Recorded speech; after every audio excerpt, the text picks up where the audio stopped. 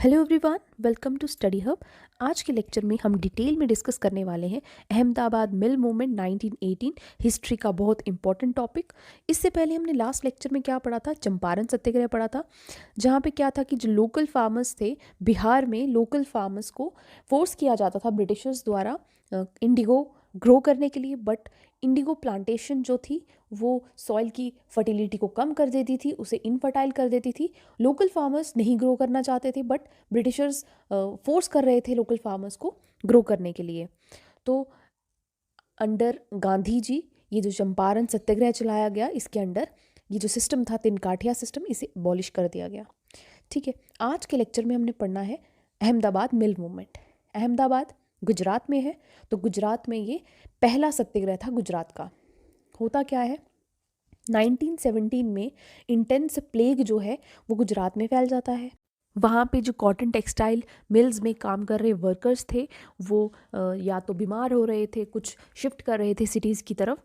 तो ओनर जो होते हैं टेक्सटाइल इंडस्ट्रीज़ की, वो वहाँ पे बोनस देना स्टार्ट करते हैं। 80% बोनस जो है वो वर्कर्स को मिलता है। ठीक है, तो कन्फ्लिक्ट अराइज कब होता है, जब 1918 में प्लेग एंड हो जाता है अहमदाबाद में, और जो बोनस है वो ओनर देना बंद कर देते हैं। तो उस वक्त वर्ल्ड वार फर्स्ट का कन्फ्लिक्ट जो था वो भी था, और उसके बाद साथ ही साथ इन्फ्लेशन बढ़ चुका था।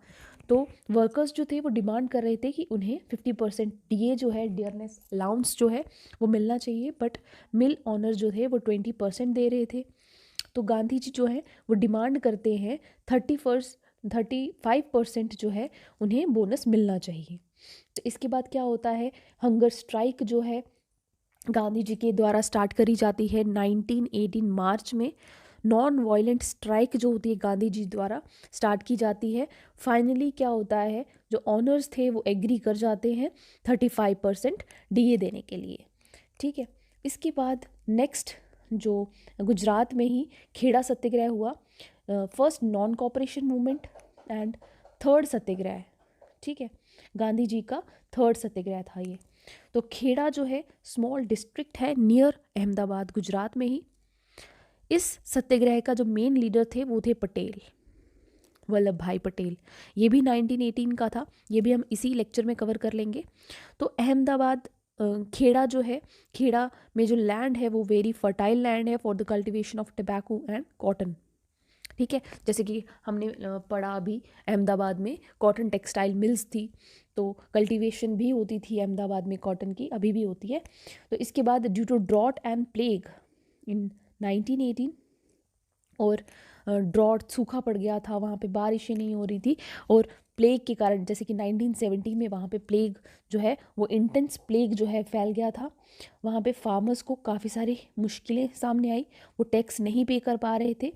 बट होता क्या है कि तो गांधी जी फार्मर्स के साथ खड़े होकर उन्होंने कहा जो ब्रिटिशर्स को कि वही टैक्स पे करेंगे जो टैक्स पे कर सकते हैं, जैसे कि रिच फार्मर्स हो गए और ज़मींदार्स हो गए, वही टैक्स पे करेंगे।